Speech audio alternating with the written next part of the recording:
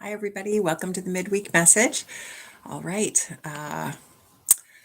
So here's my question for you this week. What do Jesus and Shakespeare have in common?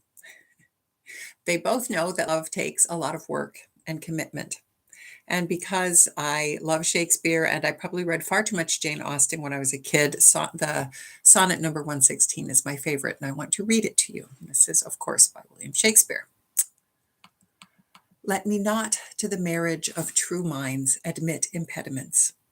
Love is not love, which alters when it alteration finds, or bends with the remover to remove. Oh no, it is an ever fixed mark that looks on tempests and is never shaken. It is the star to every wandering bark, whose worth's unknown although his height be taken. Love's not time's fool, though rosy lips and cheeks within his bending sickle's compass come. Love alters not with his brief hours and weeks, but bears it out, even to the edge of doom. If this be error and upon me proved, I never writ, nor no man ever loved. Which is to say, love isn't for wimps. So, we've been working the past few weeks our way through the Sermon on the Mount. It is, as we know, the central teaching of Jesus, where we see his ethics and his vision for what our world should look like, and it should be steeped in love.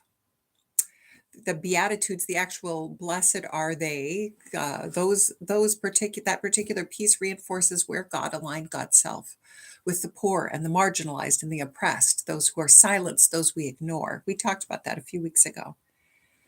And I have to say, is it easy to love these people?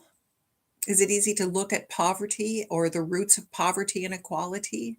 No, none of that's easy.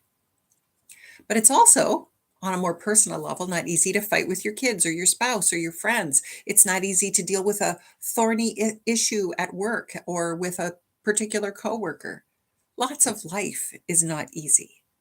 But when we allow love to be the motivator in our lives, when we create our ethics and make our choices out of a stance rooted in love, our choices change and our attitudes towards others changes.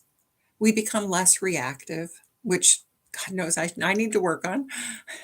We become more proactive because we're rooted in love. Our ethics are based, the choices we make come out of acting out of a place of love. And we know how to respond, or at least we have some guidance for how to respond even when things are difficult. And if you're wondering, well, give me an example. I'm going to give you 1 Corinthians 13. Actually, I'll go verse 4 to the end. Love is patient. Love is kind. Love isn't envious, doesn't boast, brag, or strut about. There's no arrogance in love. It's never rude, crude, or indecent. It's not self-absorbed. It isn't easily upset. Love doesn't tally wrongs or celebrate injustice, but the truth, yes, truth, is love's delight.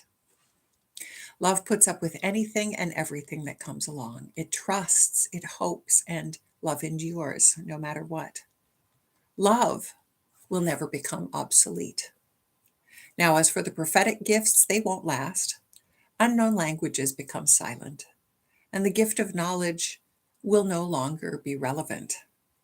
Gifts, and boy, we know that to be true. Just look at science since we were little kids to now. So much has changed. Gifts of knowledge and prophecy are partial at best, at least for now. But when the perfect and the fullness of God's kingdom arrive, all of those temporal parts will end. When I was a child, I spoke, thought, and reasoned in childlike ways, as we all do. But when I became an adult, I left my childish ways behind. For now we can only see a dim and blurry picture of things, as when we stare into polished metal.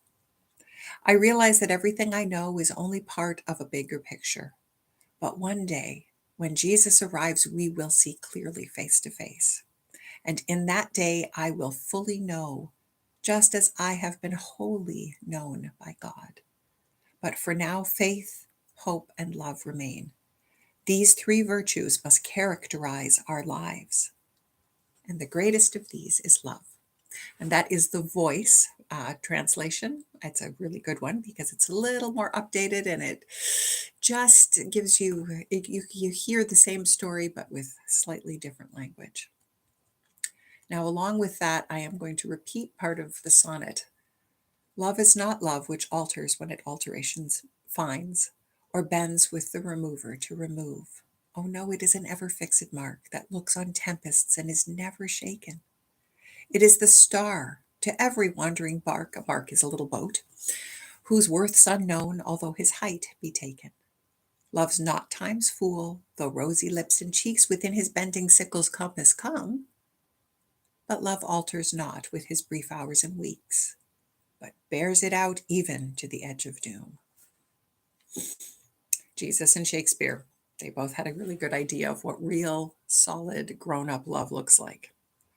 Sacrificial, godly love. Our choices, our ethics, our values, I want to point out that they are not political, and we live in a time that is so polarized by politics. Indeed, there are many political suasions just in our congregation alone, and that's normal. That's just normal. And it could also divide us if we allowed it to do so.